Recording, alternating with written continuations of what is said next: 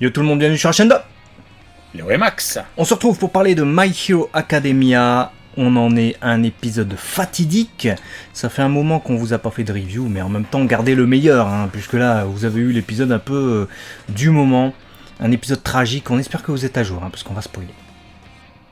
On va spoiler de ouf, donc si vous êtes à jour et que vous découvrez cette chaîne parce que vous aimez My Hero Academia, vous dites tiens, je vais regarder la review, on vous invite à vous abonner, et même si vous êtes habitué, vous pouvez également le faire, on compte sur vous. Un épisode effectivement incroyable, j'ai même envie de dire deux, puisque même si on va mettre un focus particulier sur le dernier qui est le 11, le 10 n'était pas en reste, parce que rappelle-toi, on a quand même eu l'affrontement d'Endeavor contre All for One. Endeavor qui s'est cru à la soirée barbecue du village. Ouais, il l'a fait flamber, il l'a cramé contre le sol avec son prominence machin truc là. Endeavor qui est résistant quand même, parce que il a la moitié du foie là arraché. Il tient bon. Il tient bon, mais tu sens quand même que c'est un peu son dernier tour de piste, Endeavor. J'ai l'impression qu'il va mourir lors de ce combat. Ça serait pas étonnant qu'il revoie pas ses fils, le pauvre. Ce serait triste parce qu'on a l'impression que c'est pas fini. Après, est-ce que c'est pas ça qui peut, d'après les anciennes théories qu'on a développées, rappelez-vous-en, créer un changement chez Dabi? All for One qui a tué son père, va savoir, je sais pas. Le problème, c'est qu'il y a besoin d'avoir un échange encore avec Dabi pour développer et finir en tout cas le développement dans un sens ou dans un autre, de Dabi. Je parle d'Endeavor. Donc je trouverais ça bizarre qu'il ne puisse plus lui parler du tout. Donc je sais pas. T'as peut-être raison, peut-être qu'il va mourir et ce serait un tout autre développement. Ou alors, il va juste être out of game le temps d'essayer de guérir, on va savoir. Mais j'avoue qu'il est bien mal barré. All for One, il est carbonisé. Donc tu sais pas trop l'issue du fight à ce moment-là. Et en parallèle, on a Shigaraki qui lui aussi fout un sbeul. Je veux dire, dans l'épisode 10, il débute un combat contre Bakugo qui essaye de le faire péter de partout avec ses mitraillettes. Et ça continue forcément dans le dernier. Ouais, Bakugo qui est à bout, qui est vraiment ensanglanté, qui est même bandé, on lui met des pansements, c'est Bestginiste, Jean-Baptiste, qui est là heureusement pour le soigner. Bestginiste qui a la tête éclatée. Il a la tête en sang, il a du sang sur son espèce de col roulé en jean. Donc il n'est pas dans son meilleur état non plus. Mais Bakugo c'est encore pire, parce que lui il saigne, etc. Mais ce qui va lui arriver est tragique. Vraiment le dernier épisode surtout. C'est un très bel épisode, surtout la deuxième partie en vrai. Ils ont réussi à nous mettre de l'émotion et à nous mettre tout ce qu'il fallait vraiment sur les personnages. Et alors je dis les personnages parce que ça commence pas avec Bakugo, ça commence vraiment avec le trio magique, donc Tintin Milou qui ne font qu'un, Nejile et Tamaki, et puis alors qu'on se dit que ça va reposer soit sur Tintin qui arrive, parce que ça faisait longtemps qu'on l'avait pas vu, même s'il avait retrouvé ses pouvoirs entre temps, ça faisait un bail qu'on l'avait pas vu combattre. Nejile, on se dit peut-être elle, ça va être le focus sur elle, merde il va pas lui arriver un truc quand même, parce qu'à un moment donné elle se fait blesser et tu vois son passé, donc tu dis merde, ça généralement dans les animés si vous êtes habitué tu te dis c'est pas bon signe. Et puis finalement ça bascule sur Tamaki, mais pour en fait une partie héroïque avec le personnage où t'as tout le monde qui montre sa confiance envers lui. Donc il va pouvoir nous sortir sa meilleure attaque. Vous savez que son pouvoir réside dans ce qu'il mange. Plus il mange d'animaux, en fait, c'est des animaux, plus il peut acquérir leur pouvoir. Là il nous fait un méga canon sigma, je sais pas quoi. Tu te dis oh Shigaraki, ça y est, peut-être qu'il se passe un truc, peut-être qu'il est ralenti, peut-être qu'il est rien du tout. Donc en fait, est-ce que c'était bien la peine de... Bon, c'était la peine pour nous faire briller Tamaki et un peu le trio, mais était-ce la peine de faire tout ce foin pour... peut-être pour nous montrer sa résistance, si je me réponds à moi-même, écoutez. Mais dites-moi ce que vous en avez pensé en tout cas de ce passage. Mais c'est là où il est terrible, Shigaraki, c'est que... Dans ce combat d'ailleurs, dans ce cimetière dans le ciel, il est abominable, autant dans l'aspect monstrueux qu'il est. Le gars, il reçoit du poison d'un scorpion, je sais pas quoi. Il y a une bouche qui s'ouvre, il le recrache. Il est imbattable, en fait. C'est vraiment un monstre mais au sens littéral du terme, même totalement psychopathe sur les bords, le gars. Et il tente le tout pour le tout, quoi. Comme tu dis, t'as des belles mises en avant des persos. Le Big Three, tu dis, ils vont faire un dos. Nejile, je l'ai trouvé badass comme jamais. Tamaki nous a sorti un ultra laser de folie. Milio, il passe à travers les vieilles mains dégueulasses de Shigaraki. Tu dis, va tenter un dos. En fait, t'es dans l'action, quoi, en permanence. Et Shigaraki revient toujours. Te faire avoir les pieds sur terre. Tu vois, si à un moment donné tu commences à partir dans des fantasmes, on va gagner, etc. machin. Non, il te remet la tête dans le sol comme ça. Shigaraki, il fait, c'est moi le monstre. T'as un problème, tu peux pas me battre. La tension qui règne dans les affrontements contre Shigaraki, je trouve qu'on la retrouve pas dans tous les shonen quand tu affrontes un boss. Et il représente vraiment le mal, mais vraiment presque décontenançant. Tant t'es impuissant face à ce bazar-là, quoi. Ouais. C'est bon de ressentir ça, je trouve. Bah, d'autant plus quand en parallèle All for One est en difficulté. Là, on est resté sur un épisode où il s'est fait calciner. Après, vous avez peut-être vu le teaser du prochain épisode, donc je dis rien, mais voilà. C'est peut-être pas fini avec ce gars-là. Et à côté de ça, Shigaraki devient All for One. Ça se voit de sa façon de parler, c'est All for One qui parle en fait. Et à un moment donné, quand il dit ouais, alors je suis quoi, putain, je suis All for One. Je suis pas Shigaraki Tomura, il y a un truc qui a couillé, qui l'a fait vriller. Il s'est affaibli psychologiquement devant Milio quand il lui a dit ouais, c'est parce que t'as pas d'amis et tout en fait. Il a fait mais si j'ai lui, et puis lui il est venu jouer à la PlayStation et tout, et puis lui il m'a dit qu'il m'aimait bien. C'est ça. Un enfant. Ça. J'ai vu un enfant et à ce moment-là, effectivement, il est sorti de Shigaraki Tomura, il est sorti d'All for One et il est devenu Shimura. Donc le petit enfant qu'il était à la base avant d'être recueilli par All for One. Je me dis, là le Shigaraki qu'on a et qui parle, et qui d'ailleurs parle plus comme avant. Avant c'était Ormaito, tu vois, il parlait comme ça.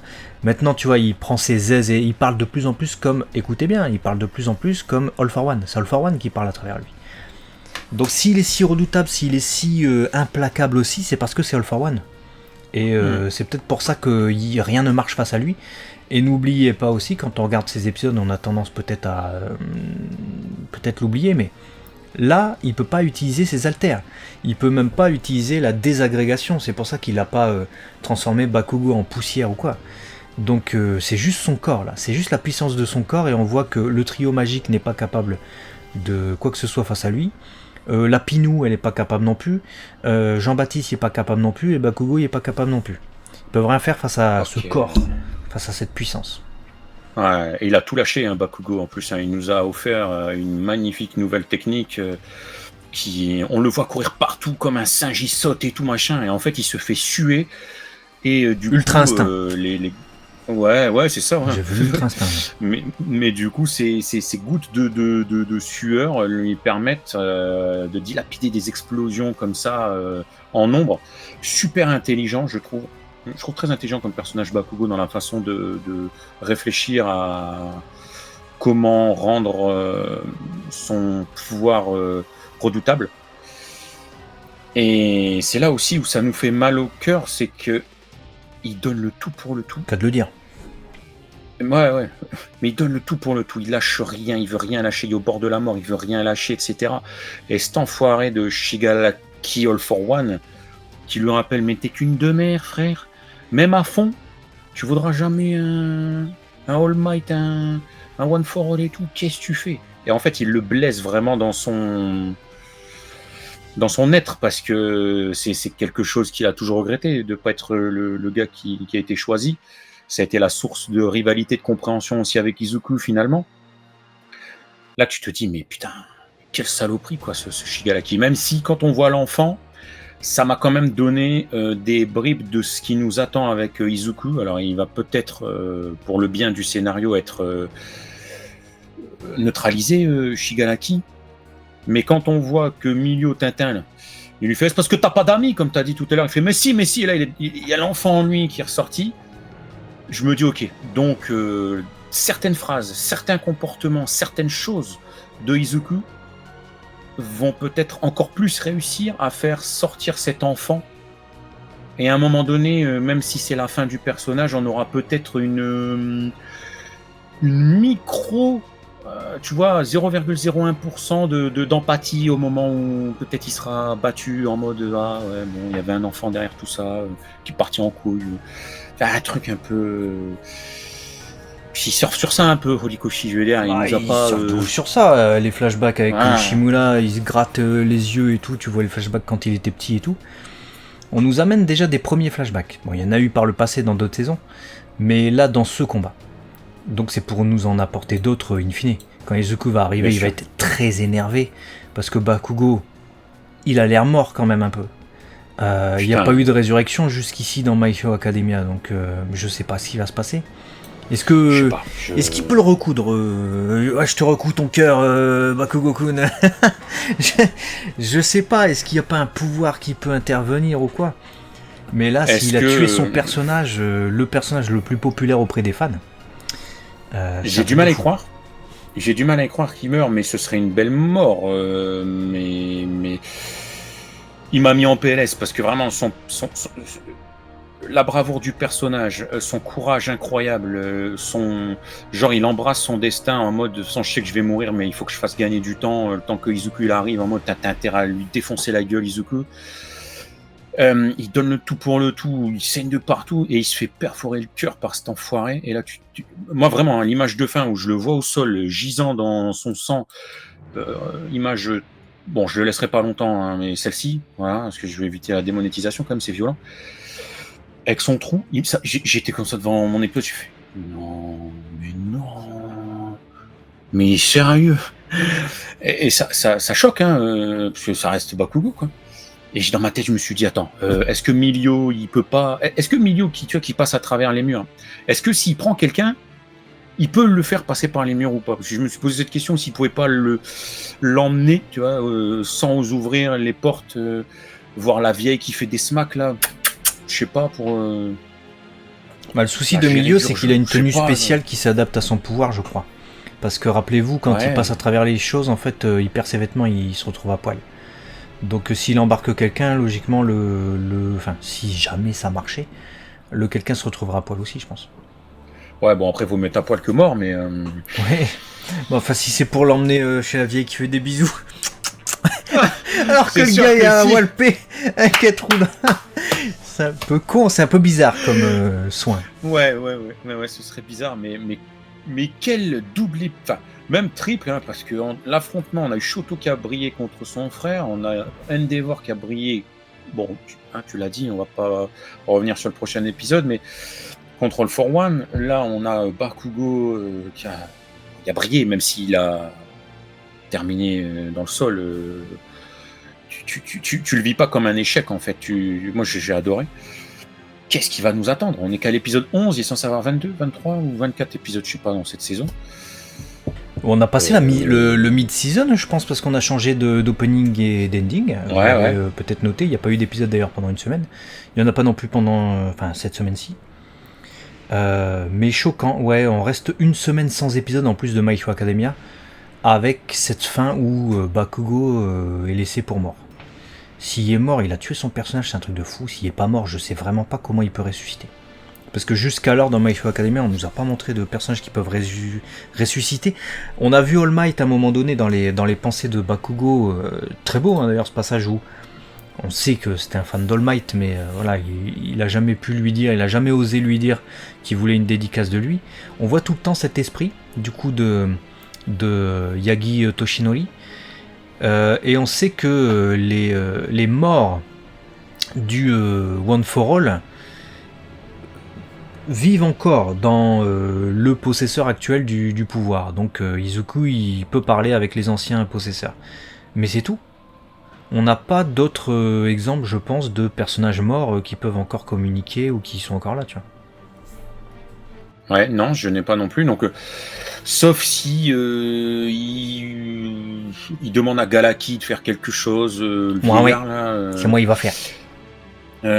Soit ils arrivent à récupérer une cellule ou du sang de Shigaraki qui a une sorte de régène en lui et ils l'implantent dans dans Bakugo, ou alors, comment il s'appelle là, merde, j'ai oublié son nom, c'est celui qui est en train de copier justement l'alter de... Tamaki Non, celui qui copie l'alter d'Aizawa, là.